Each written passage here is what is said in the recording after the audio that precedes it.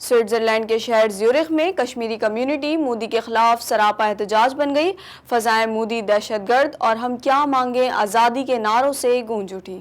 کشمیری، پاکستانی اور سکھ کمیونٹی نے زیورخ شہر کے سینٹر میں ایک ریلی نکالی جو شہر کے اہم مقامات سے ہوتے ہوئے سینٹر پہنچی، جہاں کشمیری اور سکھ کمیونٹی نے بھارت کے خلاف احتجاج کیا۔ اس موقع پر پاکستانی کمیونٹی کی بھی ایک بڑی تعداد کشمیری اور سکھ کمیونٹی کے ساتھ احتجاج میں شریک ہوئی۔ شرکاء نے مقبوضہ کشمیر کی خصوصی حیثیت کے خاتمے کا اقدام نامنظور کے نعرے لگاتے ہوئے اقوام متحدہ، عالمی برادری اور سوئٹزرلینڈ حکومت سے مطالبہ کیا کہ کشمیریوں کو ان کا جائز حق دیا جائے۔ مظاہرین نے مختلف بینرز اور پلے کارڈز اٹھا رکھے تھے جس پر کشمیر کی آزادی، اقوام متحدہ اور عالمی برادری سے صورتحال کا نوٹس لینے کا مطالبہ کیا گیا۔ مظاہرین کا کہنا ہے کہ نہ کشمیریوں نے کبھی بھارت سے الحاق کا فیصلہ قبول کیا ہے اور نہ ہی کبھی بھارتی آئین کو تسلیم کریں گے۔ مظاہرین کا کہنا تھا کہ بندوق کے زور پر کشمیر کو مزید یرغمال نہیں بنایا جا سکتا۔ اس موقع پر مقررین نے خطاب کرتے ہوئے بھارت کی جانب سے کشمیر کے بھارت میں انضمام کی کوشش کو اقوام متحدہ کی قراردادوں کی توہین قرار دیا اور عالمی برادری سے نوٹس لینے کی اپیل کرتے ہوئے کشمیریوں کو ان کا حق خود ارادیت دلانے کا مطالبہ کیا۔